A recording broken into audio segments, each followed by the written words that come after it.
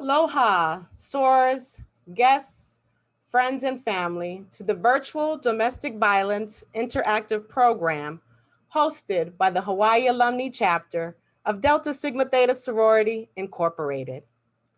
Did you know cases of domestic or intimate partner violence are occurring in epidemic proportions? An average of 20 people experience intimate partner violence every minute.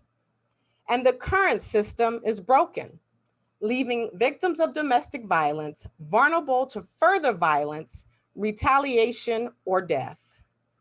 In 2019, Delta Sigma Theta Sorority Incorporated issued a resolution charging all Deltas to advocate for legislation that funds police and community training on domestic violence intervention protocols and the creation of more family justice centers.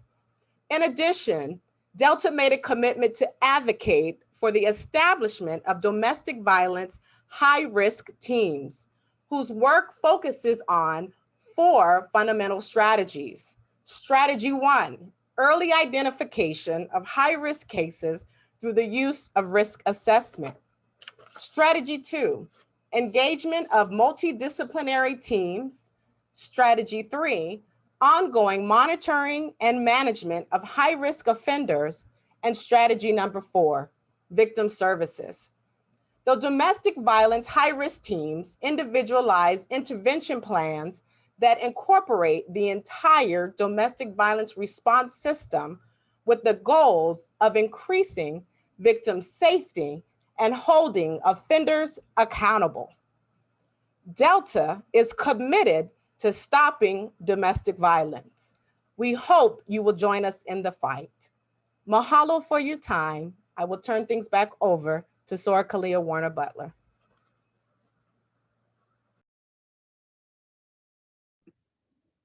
At this time, Ms. Anrita Wilkes is going to provide us some information on a content warning. Aloha, everyone. How are you? My name is Anne.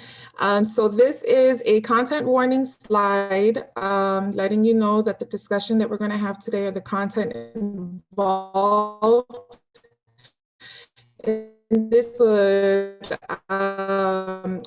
raise that you probably didn't know you had, or could bring to the forefront issues and problems that you know that someone near you is having.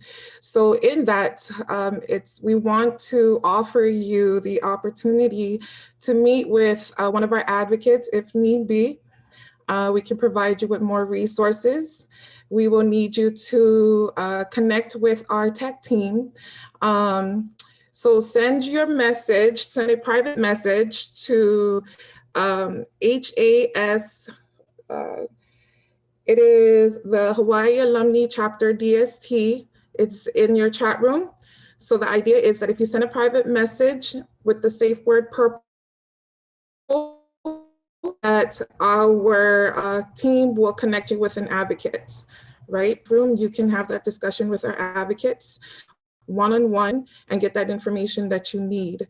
Resources are available in all types of manners and fashions in this virtual techno world that we're living in now. So either you can connect with our tech team, or there will be phone numbers offered to you in the resource room that you can also call. Please keep in mind that everyone here, advocates or not, are here to support this fight against domestic violence. We want to make sure that you have the information. We want to make sure that you're supported. And thank you again for joining us.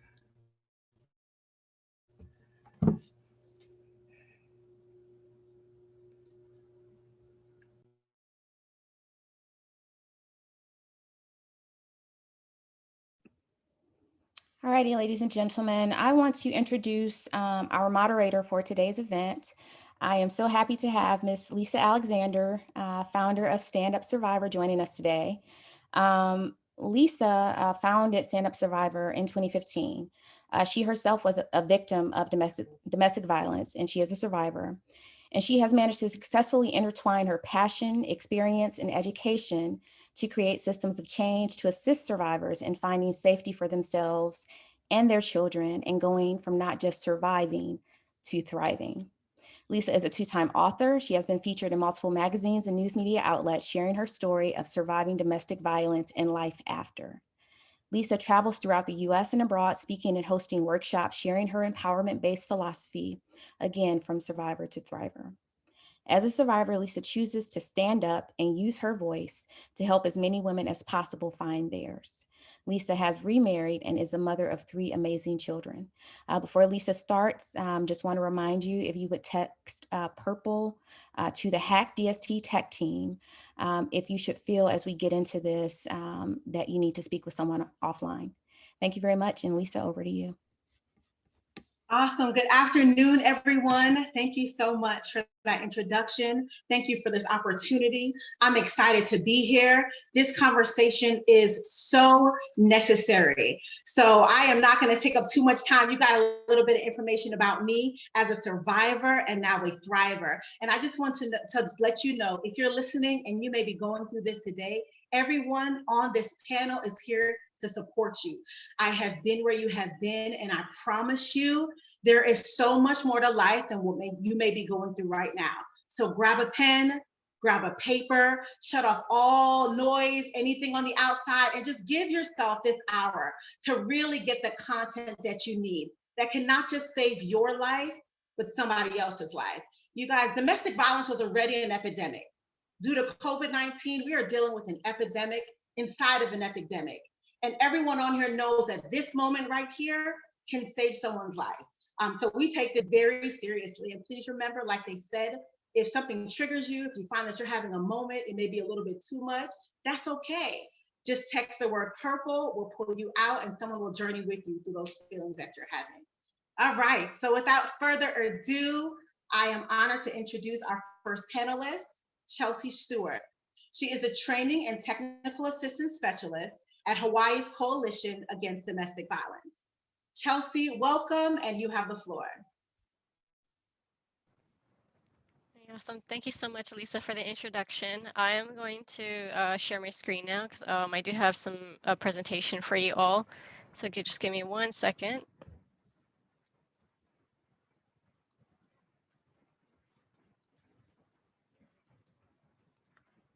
Okay. Can you guys all see that? Okay, awesome. So just really quickly, so thank you so much. I am, as Lisa mentioned, I'm Chelsey Stewart. I am the Training and Technical Assistance Specialist at the Hawaii State Coalition Against Domestic Violence. I'm going to explain in the 10 to 15 minutes that I have with you all. I'm just going to do a very, very brief domestic violence 101, which would include information about the coalition. What I do specifically with the coalition is I help out with these projects. I help coordinate trainings and awareness projects for not just our member programs, but also for people in the community as well. Okay. So in these next 10 to 15 minutes, I'm just going to briefly go through our learning objectives. I'm going to do a very brief informational session about the dynamics of violence and abuse in relationships. Some of you guys, I've been told, are victim advocates already, so you might be familiar with the P&C wheel or the power and control wheel. I'm not going to go too much in depth into it, but we'll just do a quick review. I'm also going to just briefly mention how COVID-19 has impacted the dynamics of abuse. As you guys mentioned earlier, it's an epidemic within an epidemic itself. We're also going to learn how to appraise the domestic violence resources that best fit the needs of a survivor. The type of organization, what works for one person may not work for another survivor for other reasons, whether it's geographical or the type of service needed. And the other thing too that we're briefly going to discuss is how to implement strategies for responding to survivors. So like some safety planning 101 as well. All right. So for those of you that are not aware of what the coalition is, or the HACDST for short, we are a statewide membership organization of domestic violence programs and shelters within the state of Hawaii. So within our coalition, within our network, we currently have 23 member programs representing 12 agencies from all major Hawaiian islands.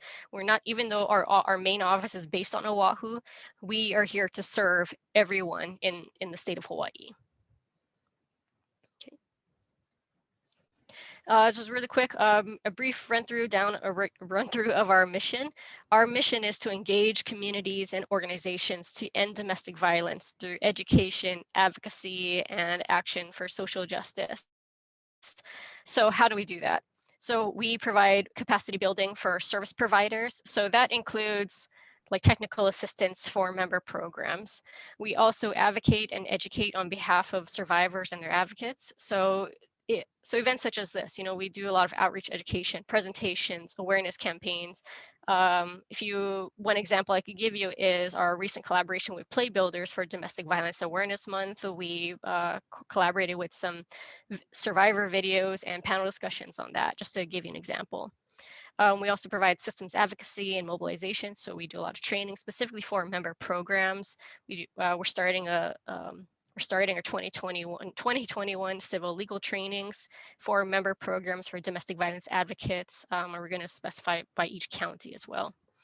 Another thing that we do is we connect local, state, and national resources. We do get, even though the coalition, we do not provide the direct services ourselves, we get a lot of survivors assuming that we have attorneys, we have case managers. Even though we get this kind of calls, we always refer them to one of our member programs. We're not going to leave survivors hanging and be like, sorry, we don't have an attorney on staff to help you with your divorce or your TRO case, but we can connect you with people like the Domestic Violence Action Center, Women Helping Women. We try to help connect survivors to various resources, whether it's local or state or national, on the national level. We also engage in a lot of prevention and social change efforts. So kind of going back to what I mentioned before, like a lot of awareness, a lot of like primary prevention efforts as well. That's what we do. Okay.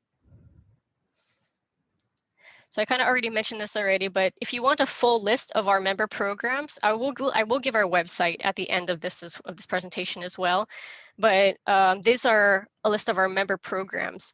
So we under our network, our umbrella, we have the coalition. We serve Women Helping Women, Child and Family Service, which are located on several islands, Catholic Charities Hawaii, Domestic Violence Action Center on Oahu, the Legal Aid Society. They have offices on all islands as well. For those that live on the west side of the Big Islands, there's Neighborhood Place of Kona and Lokahi Treatment Centers. They also provide a lot of survivor counseling as well as batterer intervention programs. If you live on the island of Kauai, the YWCA is the primary domestic violence resource for that jurisdiction. We also have the island of Hawaii YMCA because they have a visitation center for Big Island residents as well. So this is just like a general brief about what we do at the coalition, who our member programs are. So if you are a survivor in the state of Hawaii and you're looking for case management or legal services, chances are you're going to run into one of our member programs, someone who's in this slide. I would also like to note that, all these services, they're different. So some have emergency shelter, some don't. They'll depending, and our website also includes a list of what they provide as well. So some of them include like transitional housing, advocacy. Some provide services such as helping people get temporary restraining orders.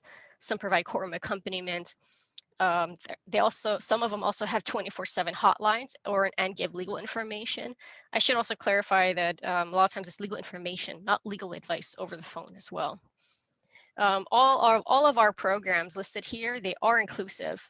So they do provide accommodations for people with disabilities. They welcome LGBTQ services for male survivors, because it's also important to know that even though domestic violence is primarily more geared towards servicing women, like female survivors, it's also important to know that males could also be survivors as well. So we just want to make that clarification, that we're here to serve anyone who's a victim.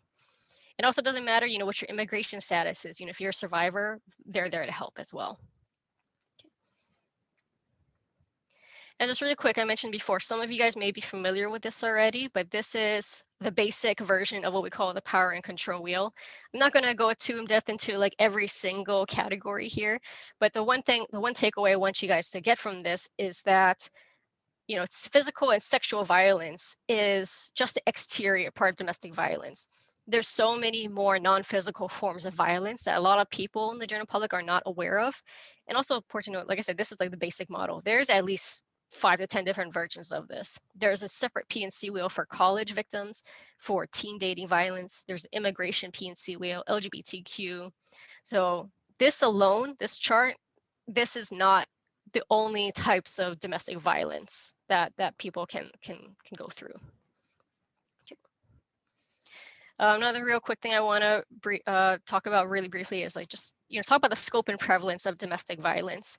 So just to give you guys some statistics and give you an idea of domestic violence in Hawaii as well as on a national level, about 1 in 4 women, about 1 in 10 men in the entire country have reportedly experienced some form of violence, whether it's sexual, physical, or stalking by an intimate partner during their lifetime.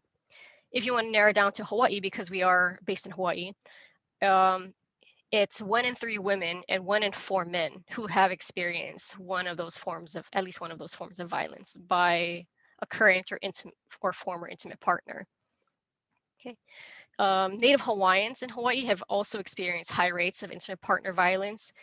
It's also really important to note that according to a study in 2020, their higher rates, Native Hawaiians reported higher rates of intimate partner violence during their pregnancy compared to non-Hawaiians. Okay. Also included in the same study, you know, in about 1/3 of murders in Hawaii were committed by immediate family members that included spouses or dating partners of victims. So overall, Native Hawaiians are in general overrepresented among the users of domestic violence services in Hawaii. Another really quick thing that I did not include in this slide, but I just want to point out as well, is that, you know, one domestic violence program based on Oahu have observed a 46% increase in the amount of contacts that they received in the first 6 months of the pandemic. So that includes, what I mean by contacts, that is their phone hotline, their text line, their online chat. And that's just between March and October 2020. So that's a 46% increase in those first 6 months compared to March through October of 2019 as well. Another program told us that on the Big Island, that they reported a 36% increase in requests for services.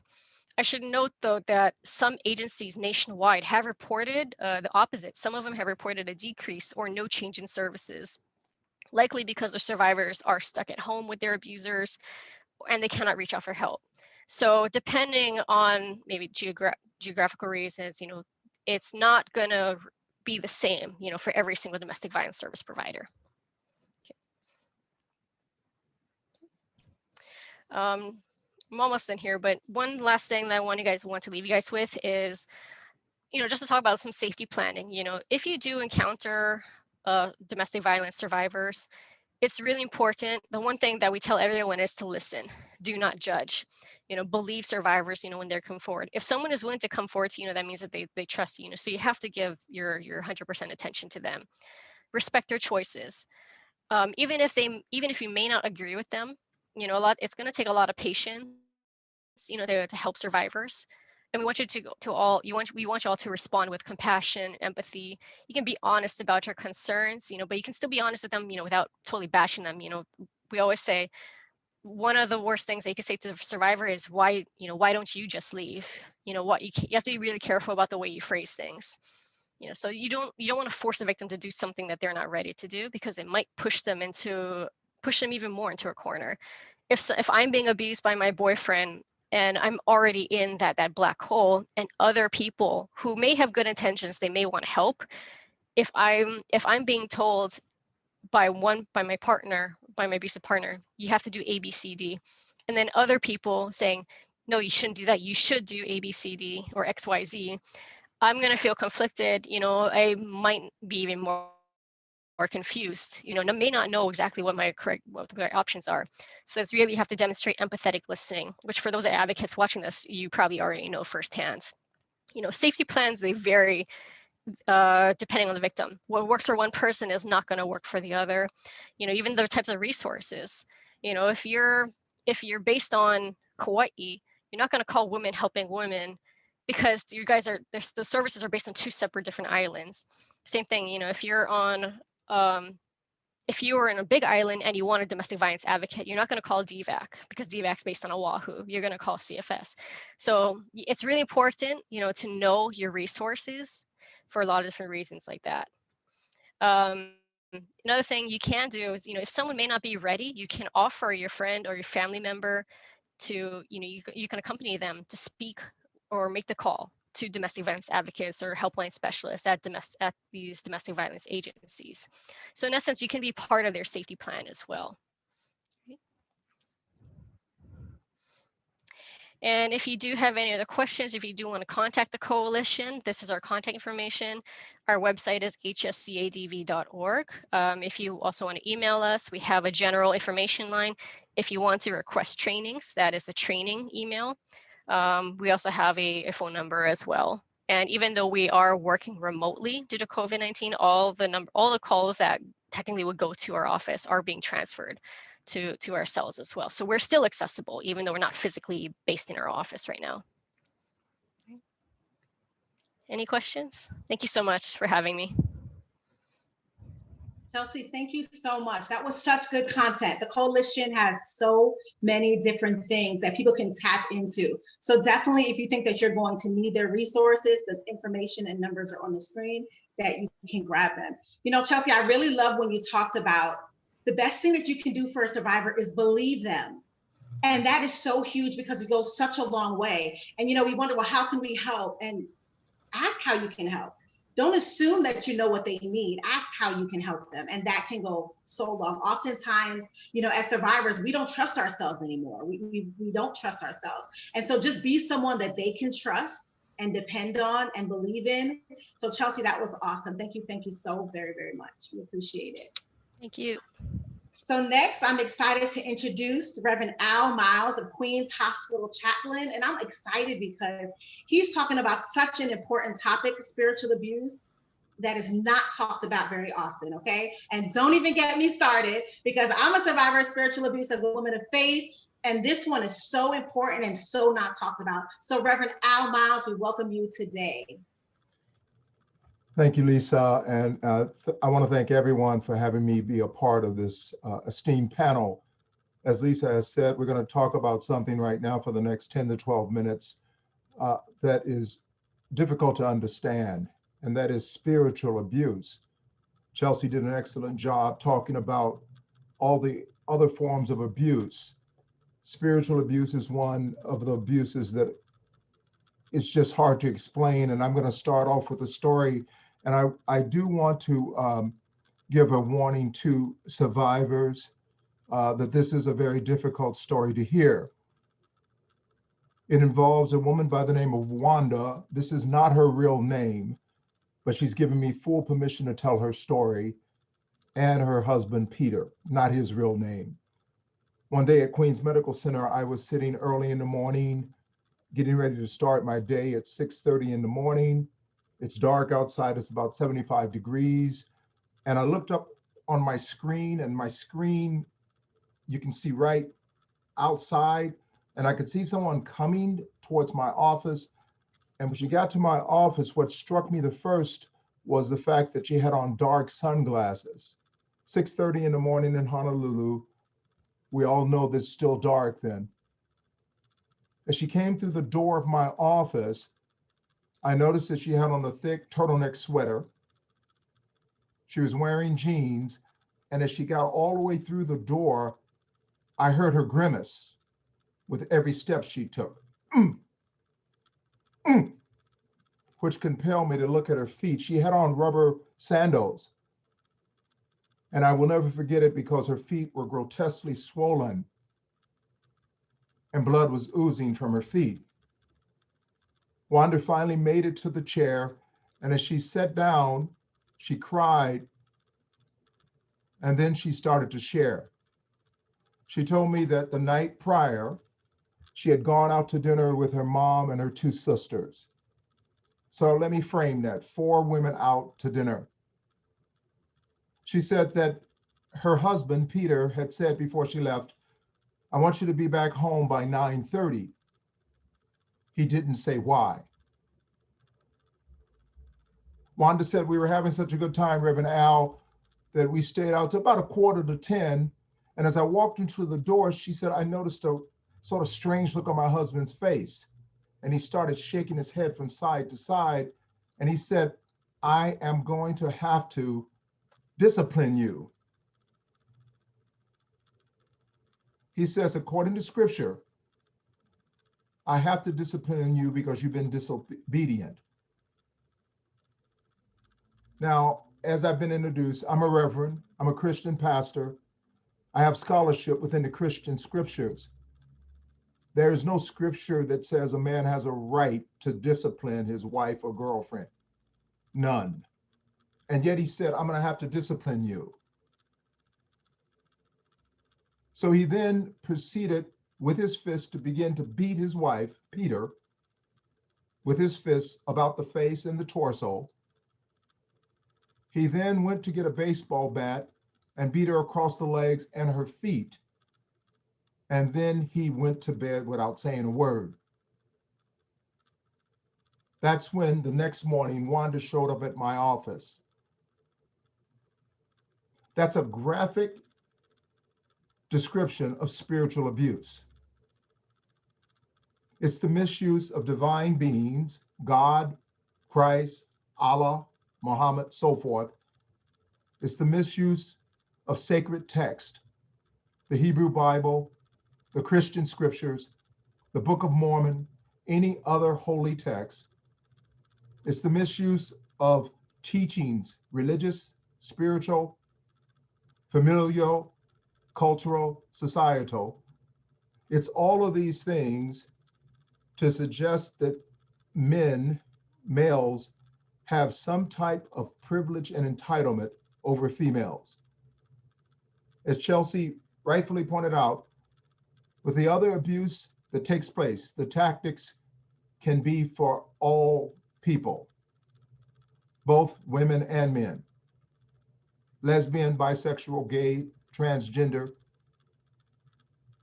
It can be for all people, gays. Spiritual abuse is usually used against females. And so suddenly here's Wanda in my office talking about she had to obey a man who was abusive.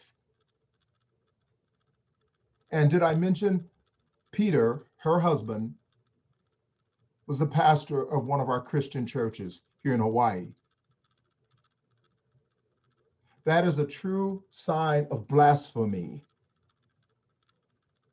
Blasphemy happens when someone takes something that's meant to be good, meant to show positivity, and is used to cause harm. And that was one description, and it was graphic. But I've had literally hundreds upon hundreds of women and teenage girls talk about spiritual abuse over my 35 years of service as a pastor in domestic violence awareness. Spiritual abuse also involves saying that because a person is female, she has to somehow submit herself to a male. The scripture that gets used in the Christian scriptures, Ephesians 5:21-33, was written about egalitarianism. It was written about what men and women in marriage need to do for one another. They need to align themselves. They need to be responsible for each other. They need to take care of each other. What was meant in that scripture and what is meant not only for females, but also meant for males. But time and again, as I've traveled the country, and I've done it many times, I've had Christian pastors, I've had imams, I've had Jewish rabbis, and so many other religious leaders and laity tell me that women have to submit to the authority that God has given men over women. That is not the God that I follow. And that is not what the scriptures say. Now, the question always comes up to me from advocates and other community service providers. Well, I don't have the training and the scholarship that you have, Reverend Miles. So how can I help a victim survivor who's being spiritually abused? Fortunately, in the world we live in, with all of the platforms that we have, if you Google help for spiritual abuse, if you Google books on spiritual abuse, if you Google Reverend Al Miles, there will be many articles and books that will come up. You do not have to have an advanced degree in theology, Christology, or any other religious field to help victims and survivors of spiritual abuse.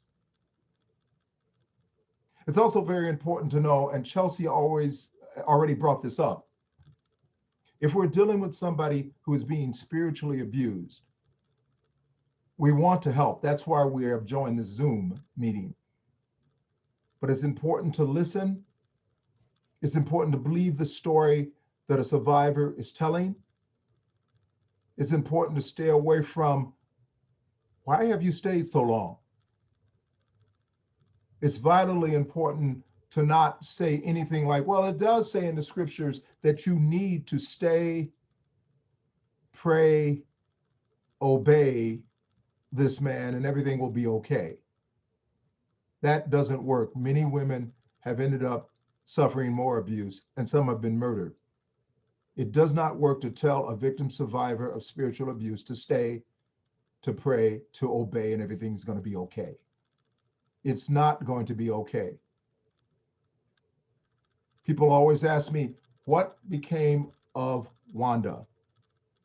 I'm happy to report it took about a year, but some of the people representing some of the agencies on this Zoom today helped her to break free from the grasp of her abusive husband. Wanda now lives in another part of our country where she helps other women who are being emotionally, physically, psychologically, financially, spiritually abused. A side note to that story, Peter continued, he no longer lives here now, but he continued to serve in the church.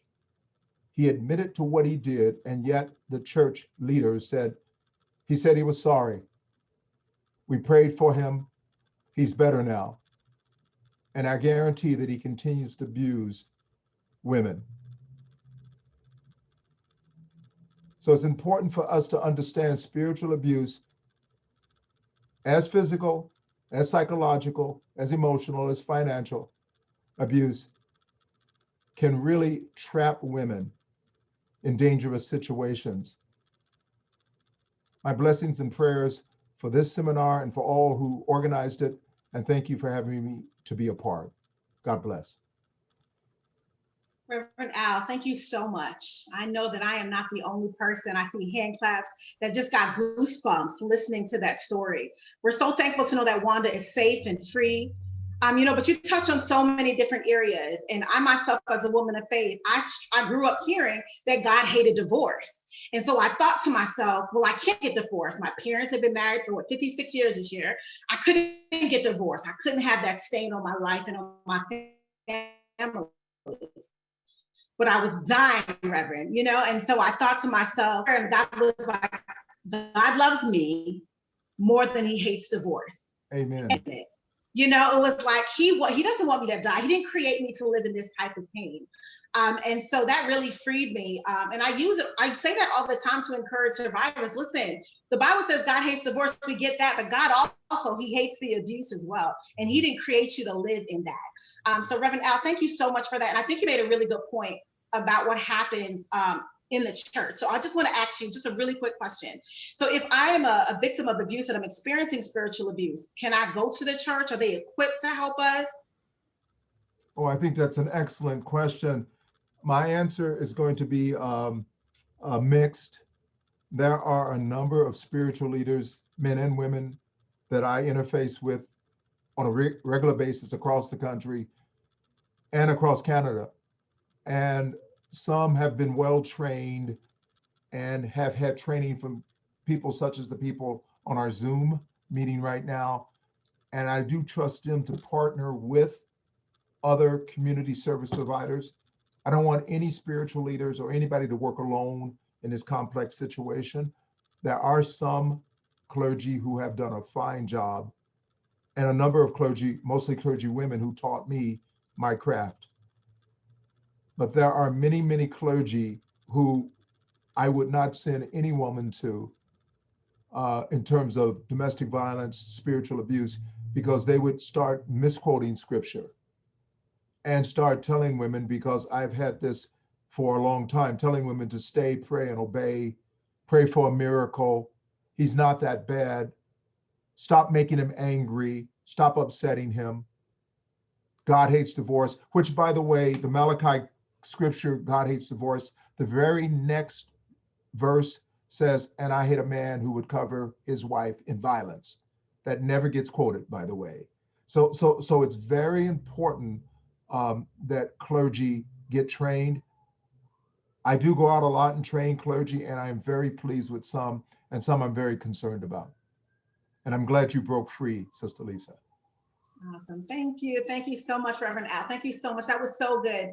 And I know that as Reverend Al shared, you can find some information about him on Google. He has written books on this. So this is stuff that you want to tap into and definitely connect with him on that. So thank you so much. Thank you, Lisa.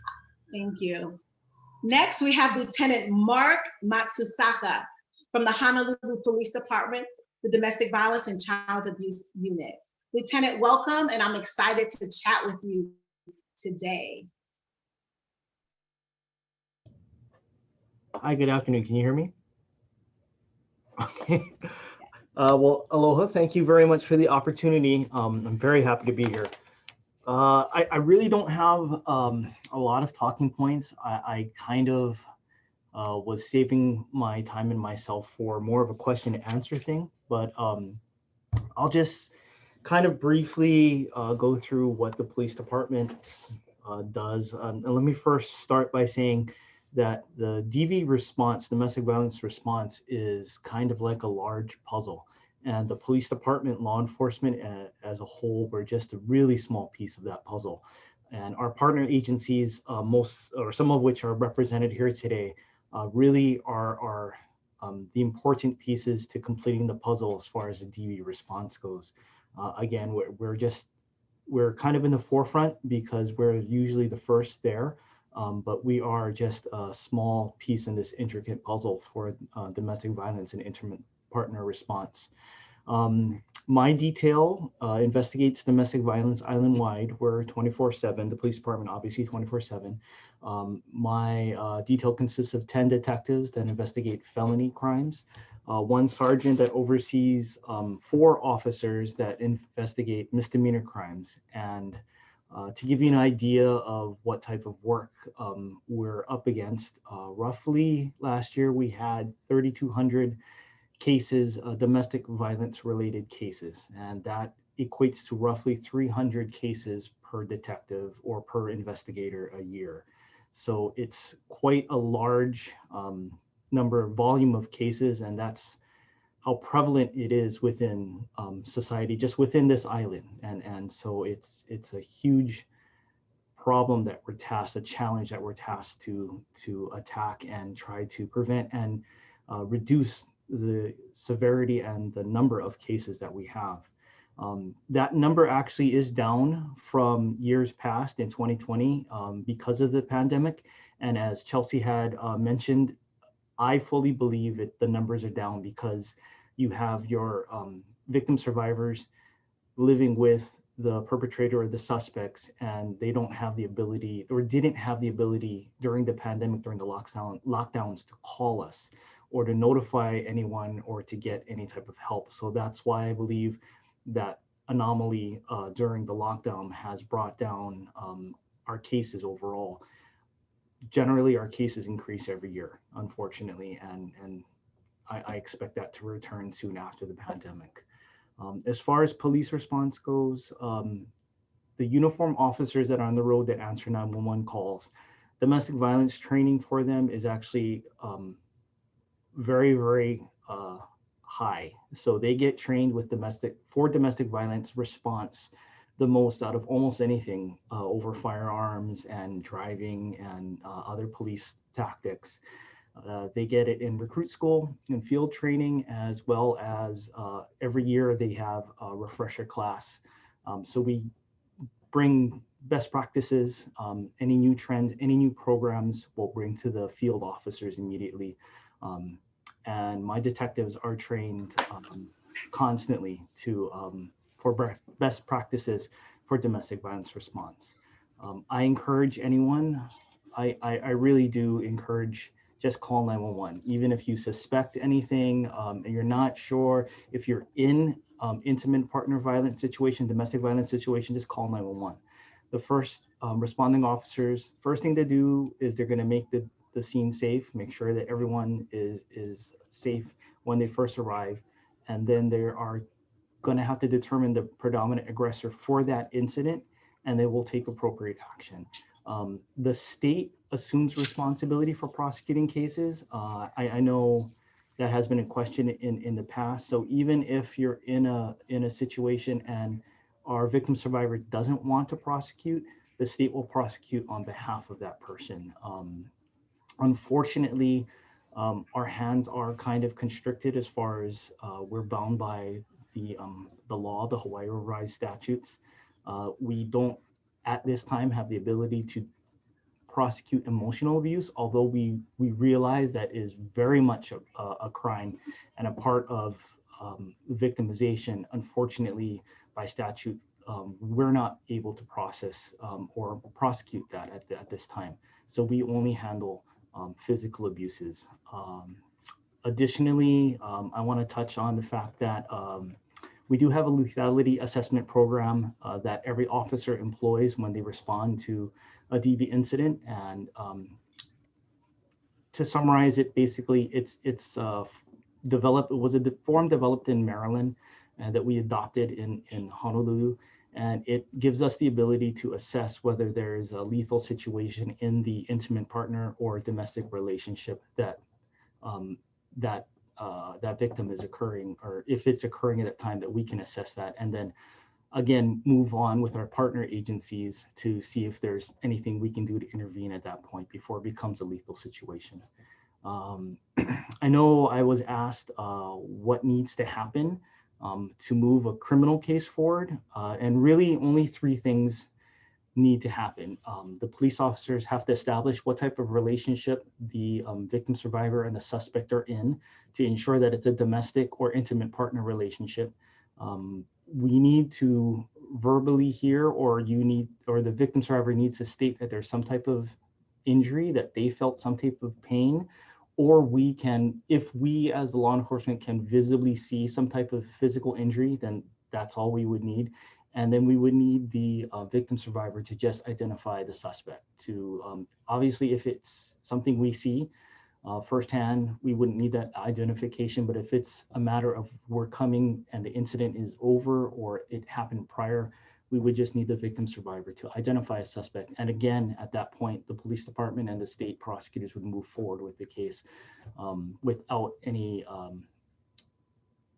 We would love to have the victim survivor prosecute and testify, but we can do it without the victim's statement or testimony showing up to court. I was also asked what kind of things would hamper a criminal case, and really the biggest thing, social media is fantastic nowadays with quite a lot of things, but social media can hamper criminal prosecution at times. Even if the victim survivor really wants to go on and post things about the investigation or the case, please, I ask that you keep in mind that while the case is going and until it's adjudicated in the criminal justice system, to not post things on social media, it can affect how the case is prosecuted if the suspect or perpetrator of the incident has any type of counsel, legal counsel, and they get a hold of any social media posts, they can and have been known to kind of use that against the victim survivor. And again, we kind of ask that you refrain from that prior to the case being adjudicated. But besides that, that's kind of what I wanted to just put out there, and I'm more expecting a question answer session. So I'll leave, hand it back to Lisa, and then when there's questions, I'll be happy to answer them. Thank you. Thank you, Lieutenant, so much. I just want to point out two things that he said. So emotions can be running high after we experience an abusive situation, and we want to talk about it, post about it, because our emotions are running high. And I just really, really love that you talked about how that can damage a criminal situation. And so it's important that we recognize that within ourselves and not get emotional and use social media. But I just really quickly, Lieutenant, you talked about emotional abuse. And it's so important to recognize that an abuser does not have to lay a finger on you for it to be considered domestic violence. And so because that's one of the forms, psychological, emotional abuse, they're not laying a finger on you, but they can control everything you do with a word that they say or their actions. And so, Lieutenant, thank you for acknowledging that and recognizing that. And we are with you as advocates, hoping that that is enacted in law soon enough, that survivors will get justice for emotional and psychological abuse, because it can be so damaging to us. So thank you so much. Thank you very much for that, Lieutenant. I'm sure there's some questions at the end. And now we have a special woman from DVAC, the Domestic Violence Action Center, Genia Stith. We want to welcome you, and she is an advocate, the advocacy manager at the Domestic Violence Action Center. Hi.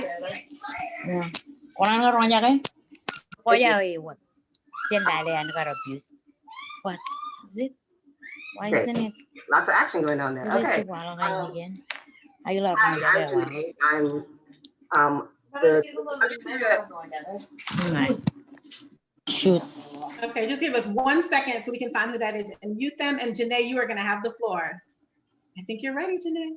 Okay. Hi, I'm glad to be here. You know, the thing with DV is we have to make ourselves known, right? The Domestic Violence Action Center, we're based in Oahu. We're a nonprofit, and we serve survivors of intimate partner violence.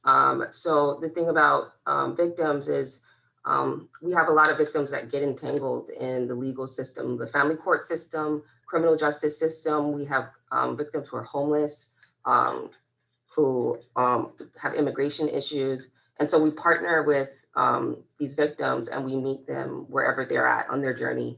And we act as a guide, a support system for them. We also do a lot of education within the community. We train organizations, we go into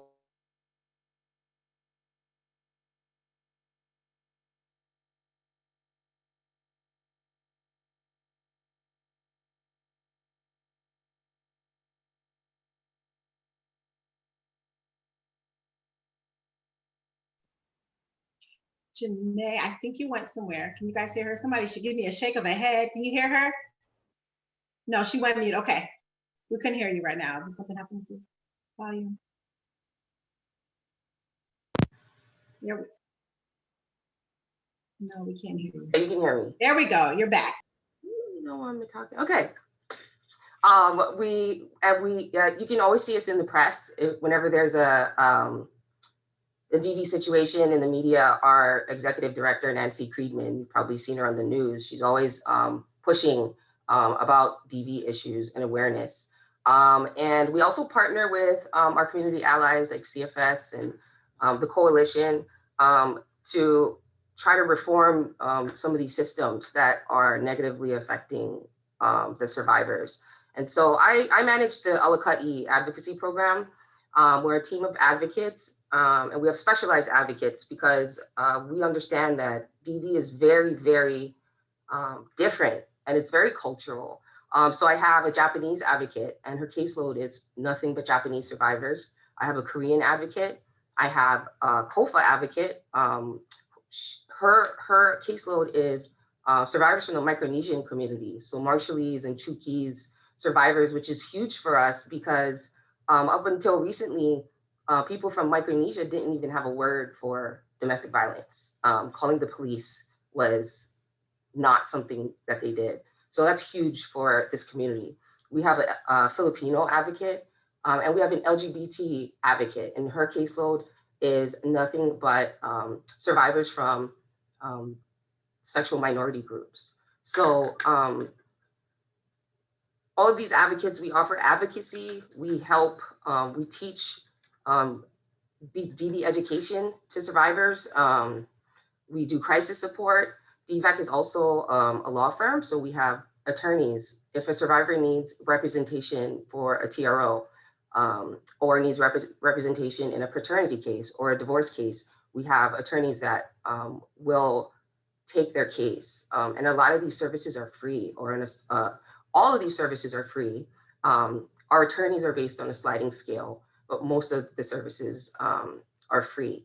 We just started a new program that helps deal with our survivors who are having immigration issues, because a lot of survivors, that's a whole different form of abuse, threatening to have the survivor deported or separated from her kids. So we have an attorney that will specifically deal with those issues. We do a lot of community referrals. We connect survivors with public benefits, housing, jobs, whatever it is they need, because you know, in times of crisis, in their darkest times, a lot of survivors just don't know where to go, or are dealing with so much trauma that we get testimonies all the time saying thank you. Thank you. I don't know how I could have done it without you. So and then safety planning. We're always safety planning. I'm glad that I'm here, not necessarily for survivors. You don't have to be a survivor yourself, but I can almost guarantee you that you know someone or you suspect someone that may be going through this type of thing. And really, it's a very uncomfortable situation if you're not in the DV world. Send them to us. We have a helpline.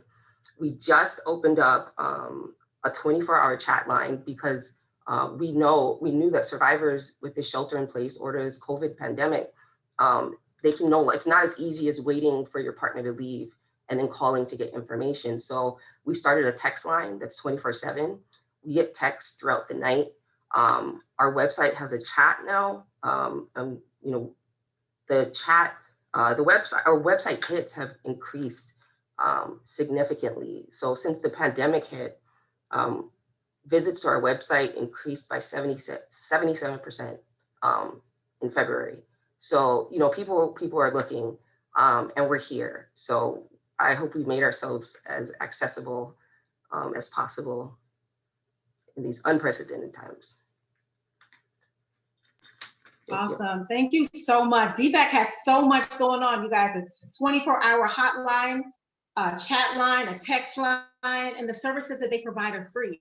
So like she said, it may not be you, but it may be somebody that you know. We guarantee you that is somebody you know, or someone that you come in contact with or work with. And then they have attorneys who they're connected with their organization that offer free or sliding scale services. That is huge. So that is amazing. Thank you so much, Janae. So we want to create an opportunity now for any questions. Just have a few minutes of discussion available. Before that, we have our survivor, you guys. And so like they shared in the beginning, we have a survivor who experienced domestic abuse. But not just that, she was able to available resources that you heard about today. That's huge. Oftentimes I hear survivors say there's no services available, but we have a living witness here of a survivor who's going to tell you exactly how she tapped into the services and be able to create a new life for herself and her children. So I'd like to introduce to you our survivor, Tiana. Hello, everybody. My name is Tiana. I'm just gonna touch base a little about my story and go into how I use these services to help me through my journey and to where I am right now. So I am a mother of 5, ages from 5 to 16. And originally I'm from Waikapu, Maui. And about May of 2020, my journey has been started about 3 years ago.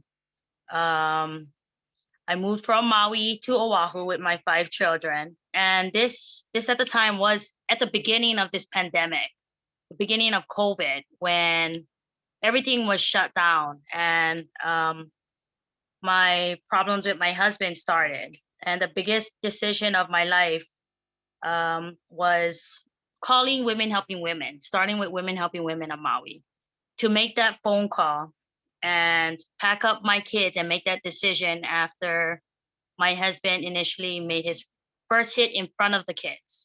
It always happened behind closed doors. I always, as much as possible, tried to make sure my kids were not around when any of that happened. And when it happened in front of my children, I knew I had to do something. I was scared, I was confused. I didn't want to leave my husband of 16 years behind. Didn't know where I was gonna go with 5 children. And after I made my call to Women Helping Women, they told me, okay, come on over. It took me over 8 hours to actually drive there, after making excuses, playing it in my head, driving from the park to the beach. I finally drove up to Women Helping Women and we walked through the door. After walking through that door, when you first walk in, I already knew I was safe. I actually felt like, oh, wow, I can actually rest. I can finally, sit down, have a good meal, not have to look over my back. After finally going through Women Helping Women, it lasted about 6 months. I went through the next transition into a transitional home. And after 6 months, I mediated with my husband on dropping off the kids. After one day from dropping off my kids to him, he followed me back. And that's when I literally thought, I would not be here today. My kids were not around, and he took that moment and did everything he could to me. And this was literally 5 days before Mother's Day of last year. 3 days before Mother's Day, I made that decision. I called my advocate back, Women Helping Women, and I took that advantage of Flight to Freedom. I didn't know what I was going to do, how I was going to make it, but I knew I had to leave Maui. With my 5 children, at the time, I only took 4. My other daughter decided to stay till after summer. But we packed our bags. We threw everything in the storage, and we came to Oahu. I had family here, but it wasn't the right time to connect with anyone. I could not. I was still racing through all my emotions. The fear all started to set in. I was on a different island, didn't know what I was going to do. And I sat down, I took all the paperwork from the advocate that checked us in at the shelter, and I used the resources. I called DVAC. I called CFS, tried to get the resources. DVAC helped me with getting clothes for my kids. We only had 1 suitcase each. They gave me a gift card to go to the store and buy us clothes. Unfortunately, I forgot to pack me clothes. They went out, packed, brought me a bunch of clothes, so I had something to wear. I was so worried about my kids. I wasn't even worried about myself. I didn't care about what I had. I just need to make sure that my kids had what they needed. After being in packed, I decided, it's time to move on. I got connected with Anne from CFS, got into the transitional home. Once I got into the transitional home, I used the resources there. I went through other resources, got the job training, job readiness programs, went through those training, took the resources I could from those trainings. They set me up with resumes, filling out my resumes, made my resume look as pretty as it could look. They set me up with training, clothes for my interviews, beautiful clothes that I wouldn't have even been able to go out and get. Set you up with the earrings, the shoes, made me feel so beautiful. That day I tried it on. I didn't even want to take it off. We were like walking around the living room, me and the ladies, feeling as pretty as we could. Knowing that with those clothes on and with the resume that they helped me set up, with the training that I went through, I could get through this interview. DVAC helped me get my license back. During one of my DV situations, my husband took a moment in the car and I crashed the car with him in it because he struck me. And the blame went on me because I hit the car. They took my license away. And when I got here, DVAC was able to help me with the legal fees and get my license back. I thought that was going to be impossible. That fees was, when I looked at it, me and Anne looked at it, we were just like, whoa, I started crying. I called her crying because I was like, how am I going to do this? I have 5 kids on an island. I refuse to take the bus. It's a pandemic. I can't be riding around with 5 kids. And they helped me get my license back, paid off all those fees. CFS helped me work with First to Work so I could actually get a job, pay for a first month's rent and deposit, and finally get into an apartment where I am. They helped me with everything that I needed, all the way down to furniture. Furnish my beautiful apartment, get me to where I am. Also, while at CFS, you know, there's therapy, there's counseling. My 5 children, you know, I kept worrying about them. I had to get the help, but the kids needed the help as well.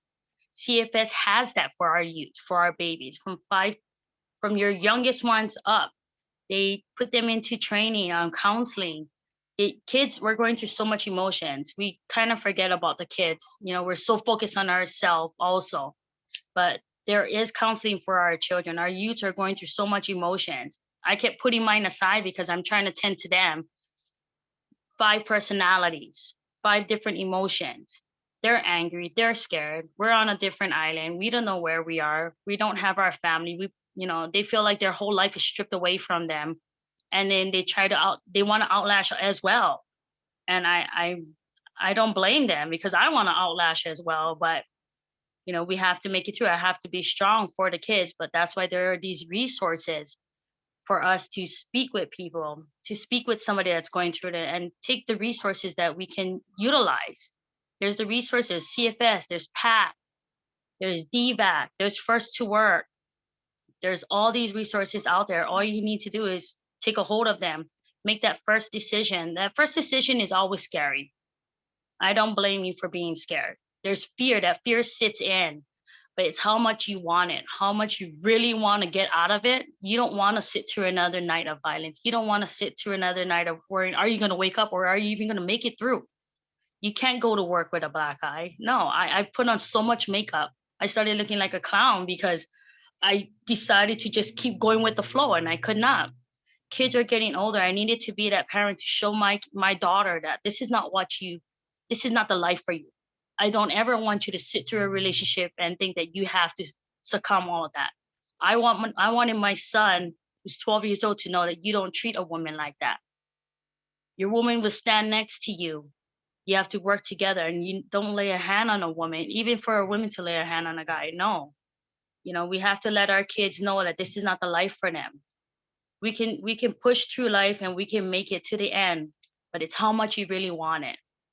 The resources are there, even if you have to pack up your children through a pandemic, thinking that there's nothing out there. No, through a pandemic, I packed up with my 5 children and I left. And we've made it to today. We left in May of 2020 and this is February 2021. I have took the steps. I didn't skip a step. I have my new apartment. Me and my kids have our vehicle. I have a good job just waiting for me. We are happy. You know, I had my dark days. And I thought, oh my gosh, I can't do it. I don't know how many times I've called Anne, crying, texting her, like, Anne, and she's like, no, you've made it through. You've done this, you've done that. You can make it through some more. And I'm like, yes, I can. And, you know, it was all because of all these organizations, everybody that has been by me, and I've reached out to them. There is organization resources out there that can help you. You just have to make the phone call, text them, email, they're there. Every time I needed something, I would email DVAC or my First to Work worker. I go to the counseling. I sit through it every Thursday, speaking with the other women. You know, we sit down. There's things that I still learn till today. I'm still learning different things through different readings that we have. And I'm utilizing them. I'm utilizing those tools and I'm using it every day to help other people. I have friends out there still going through domestic violence and I'm trying to help them also. Just feeding them the good news, listening to them, being that friend for them that they need and helping them. Ladies, if you're going through anything, just make a phone call, text, email. They're there. The resources are out there. You just have to make that first move. And I promise you, the end is so beautiful. And you can still keep thriving to your life. And I'm so glad to be a part of this panel to share my story, that you're not alone. We are here to help. Thank you. Yay! I'm saying yay for everybody on the panel, everyone who's here. They're saying it's amazing. I mean, honestly, you let people know that they can do it. You know, I love when you said, I made the biggest decision of my life and I walked through that door. Oftentimes survivors don't get that far. And not just did you do it, everyone is saying great job. They're giving you hearts in the chat. Amazing. We celebrate you today, Tiana. We celebrate you because you keep going no matter what, your dark days, your hard days with 5 children, you keep going. So we celebrate you today that you did it and you're doing it. You are an example of being able to survive and thrive after abuse. Kudos to you. I know that, they're saying, yeah, we know that. Is your daughter also there today? Kanani, is she going to be sharing something with us? She's actually, she's written a letter that we're just going to go ahead and give it. I'm going to send it to Anne. And if you guys want to use it and put it into this for other people to read. She was a little shy and I didn't want to put too much pressure on her. But we do have a letter that we want to go ahead and send out to everybody on behalf of the youth and the kids, the troubles and the trials that they went through. It was hard. It was hard. And she just wants to share her story also.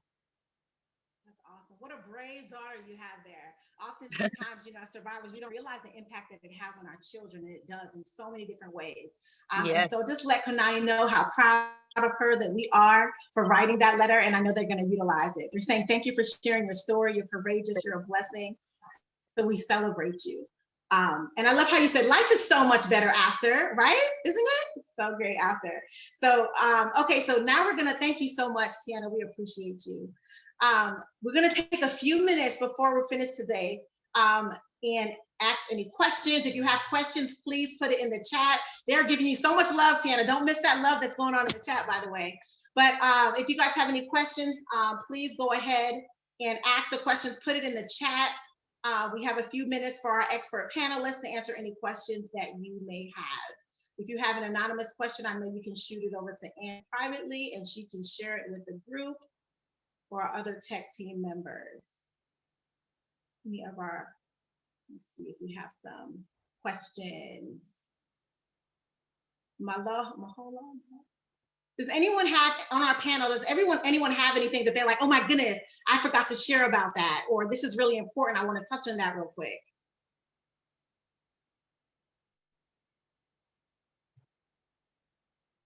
Really? Okay. No, well, then I wasn't sure if okay, anyone. Oh, sorry. I wasn't sure if anyone else is. Well, I didn't want to interrupt or anything, but I apologize. But anyway, no, I just wanted to thank everyone for putting this together, like all the organizers. Tiana, I really enjoyed listening to your story. I think you summarized it very well, and I could listen to you talk forever about your story. And I know there's probably a lot more that you probably didn't mention, but I think I'm really glad that you had a good experience, with the people that you did meet. I'm really proud of, the Women Helping Women, for CFS, for DVAC, for helping you through everything. And I'm glad that, you utilize like the Flight of Freedom through the coalition as well. I'm overall, just to sum it up real quickly, I'm really proud of where you are, and I'm really proud of our programs, for helping you get there to where you are today. Yes, amazing. Thank you. Can I say, Tiana's story is why we do what we do. She talked about all her barriers, and for a lot of the survivors that we work with, they have all these, and it feels impossible. So, that's why we're here. No, you have no clothes. It's things that they never thought about. It's like, okay, look, we're going to hook you up, bras, underwear, tampons. Like, you have no idea how much feminine products we give out, because it's just stuff that you don't think about. All the barriers, we're like, no, we got you. So like, you make me happy to be working for DVAC. It literally, advocates, I saw their smiles light up on the screen, because this is everything that they work for every day. And to see it in action like this is amazing. We did have a question. Let's see. So, helping male victims, is the process any different when helping a male victim versus a female victim? Or is the process any different? Let's see, who'd like to take that? DVAC. I can, I'm if sorry. DVAC wants to go, sorry. Yeah, it's not different. The process isn't different. We represent male victims And we will do risk assessments and safety planning with male victims. We'll help male victims get into shelters. It's not any different. All you have to do is be assessed as a victim of domestic violence. I will say that the one difference that we deal with male victims is we do a lot of systemic advocacy just because of the bias and the way people look at their victimization. And we also do a lot of DV education for the victims themselves because a lot of them can't accept that they're victims. That's really good. That's very true.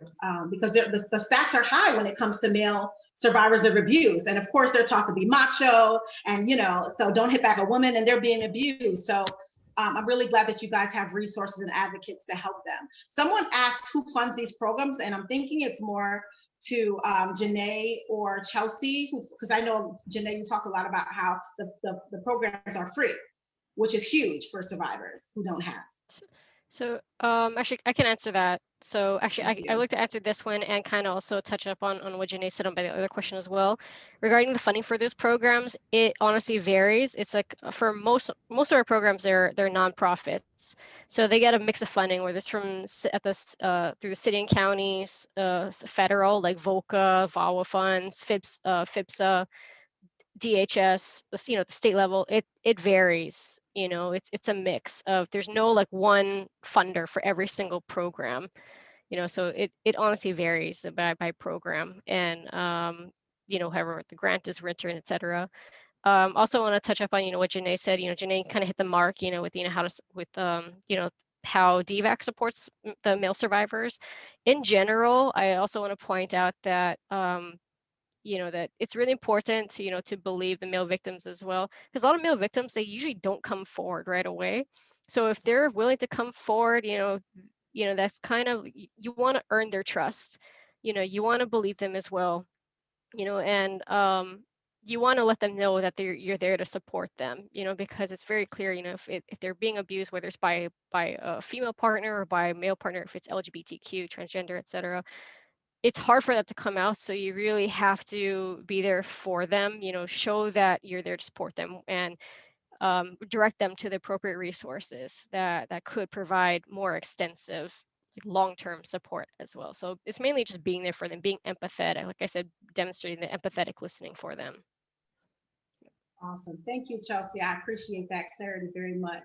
I do have a question for Lieutenant. Lieutenant, so oftentimes you have victims who are afraid, maybe not want to call the police because they're living in fear. They're scared of their immigration status, like one of our panelists said earlier. They love their abuser. So if they call the police, does that mean you're going to arrest them? Or maybe you're going to take my children? Or there's just so much fear that comes with calling 911.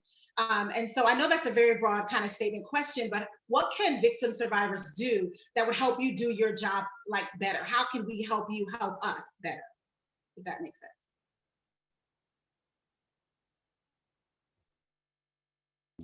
Okay, got it. Technology, sorry, it fails me every single time. But I think I understand your question, sorry. But actually the first step is just to get in contact with law enforcement. My detail itself actually has 2 victim advocates. So sometimes they'll call and, if we feel them pulling back because they have reservations as far as immigration status, or I don't want my significant other or my partner to get arrested. We understand that, and we're very in tune with all the challenges that they have to overcome just to even initiate a police report. Even if it's a third party that puts us in touch with a victim survivor, if it's a situation like that, we have victim advocates that are civilians. Actually, they're both from Child Welfare Services. They're social services in the social services arena. We actually have them communicate with the callers or the victim survivors first. If they're uncomfortable with police, they will answer those questions for them, kind of assure them that no matter what their immigration status is, if they're in our jurisdiction, they're going to be treated like anybody else, and that won't compromise their immigration status, kind of thing like that. Answer the questions as to what happens if I don't want them arrested, but I still want to move forward with a case, kind of thing like that. So we encourage them to just reach out to us. And it can be anonymous too, and then we will put them in contact with our advocates. And if it's anything that we can't answer for them or becomes a little larger in scope, we definitely hand off to agencies like DVAC, Child Family Services, Catholic Charities. And while we want them to be safe, we also understand that it has to be on their terms. So when they're ready for law enforcement intervention, then we'll be ready for them. And if it takes advocates some time to get them to that point, we're here again whenever they're ready. Thank you, Lieutenant. I really appreciate that you stated that, because we may want a victim survivor to leave. Just leave them, just leave, but they're not going to leave until they're ready. And that's just the truth of it. I see Tiana shaking her head like it's just true. You leave when you're ready. And I love that, Lieutenant, that you said, when you're ready, we'll be here. And I think that's a really comforting statement for victims and survivors that are listening. Did anyone else have anything they wanted to share? Any other questions that we want to put in the chat before we hand it back over to our chair? So I had one question, Lisa, that came in anonymously for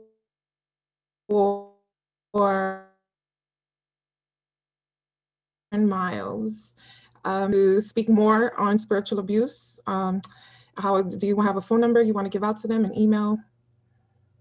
I have a couple of things I can give them. Mm-hmm. Again, if you Google Al Miles, domestic violence and spiritual abuse, it'll be overwhelming, the number of things that will come up. The story that I told about Wanda and Peter, the more full-on story occurred. I told it within months after it occurred to a congregation in the famed Riverside Church in New York City. I've been invited and I told the story with Wanda's permission, and you can see the full 29-minute sermon. I can give you my work phone number, and it is 808-691-4161. And my work email address, amiles@queens.org.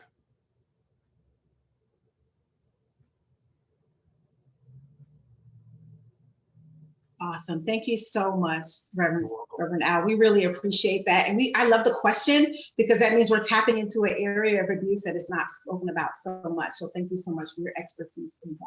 Thank you.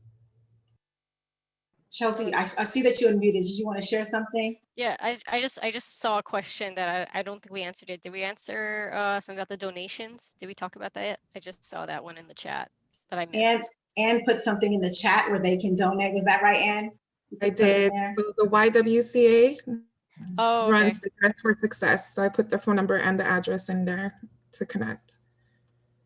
Okay, because I was also going to suggest, like, I mean, with COVID, so a lot of the DV shelters and programs, it was a lot easier to donate directly to them.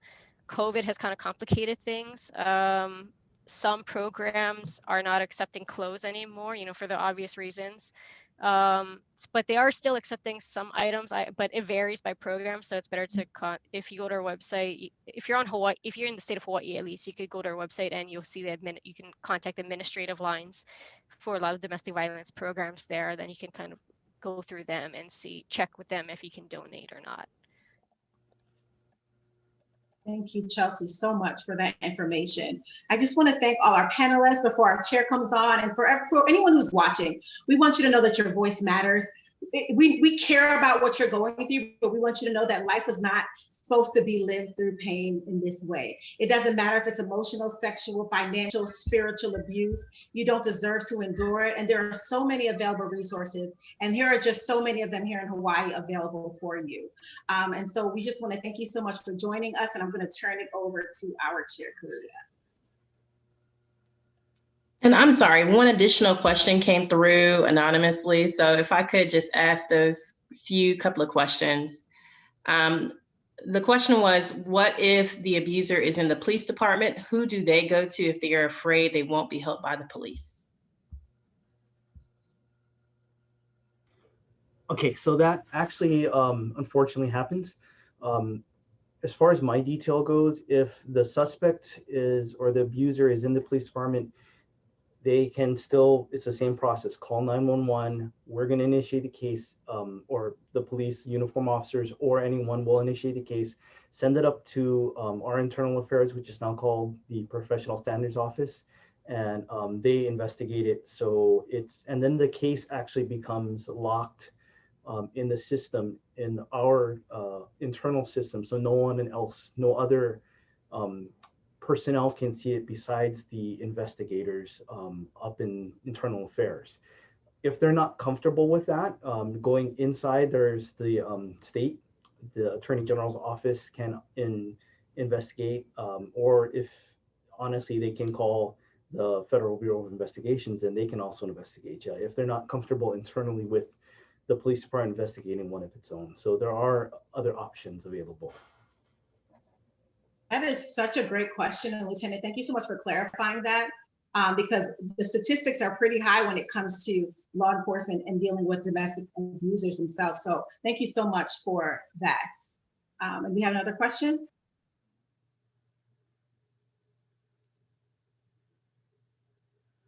I would like to add that we do advocate for victims where the perpetrator is in law enforcement or military. We have a high amount of survivors within the military, and you know, it's the isolation factor coming to Hawaii. You're no longer with your family. We're actually trying to start a program specifically for military divorces, protection on military bases. I don't know if you guys heard about the recent murder on the Schofield barracks. So with abusers in any type of law enforcement, it's vital to have an advocate, because we understand the lethality, we understand like the need for you to safety plan, the need, your journey through these systems are going to be a little different than if the perpetrator weren't in law enforcement. And so just a note on that, for anyone who is in the military, or if you know someone who is in the military, now all domestic violence victims get the option of having their own attorney in addition to a victim advocate. So that is something that would be helpful. We'll make sure to put that information out as well. And I want to add something. If you are not even, you may not be ready to leave, you don't even know if you're in an abusive situation, advocates are available to talk to answer those questions that you may have so that you can get clarity, because it's a confusing situation. When I was involved, I didn't even know it was abuse. I had no word to put to it. And if that's you, you're not sure what it is, that's totally okay. Call and ask the question, let them give you some answers. And sometimes that's all you need. So I just want to wanted to mention that. Did we have another question, Kalia? I think, Tiana, did you have something that you wanted to add? No, I'm great. Thank you. Okay, were there any additional questions?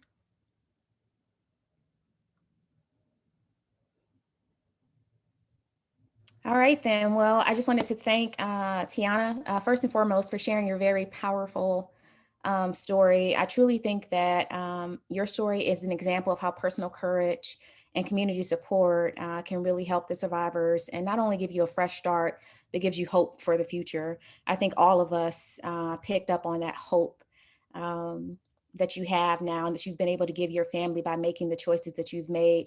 We understand that you're still on a journey, but it is a very hopeful journey and we applaud you for that. So I thank you so much for sharing your story with us today. I would also like to thank Ms. Lisa Alexander. Thank you, Lisa, for doing an amazing job moderating today. I know we briefly mentioned it, but please do check out Stand Up Survivor and Lisa's page, because she has amazing content discussing many different aspects along the spectrum of domestic violence, to include that thriving piece, which is also speaks to that hope in my mind. So thank you so much for that. Thank you to the rest of our distinguished panelists, Ms. Chelsey Stewart, Reverend Al Miles, Lieutenant Matsusaka, and also Genia Stith. Thank you so much for attending and for participating with us today. If there's one message that we hope you carry away from today, it's that DV is an issue that concerns us all. It involves us all, and it requires concerted and urgent action. So we have some additional helpline information that we're sharing with you all today. And also we will have, for those of you who registered, we will send these slides out so that you have this information at hand and at your fingertips. You don't have to Google to get all of this additional information. We'll go ahead and email that to you. And lastly, I would ask that you hang out for just 30 more seconds for a short survey that we would like you to do. And I just thank you all so much for joining and for your support. Thank you very much.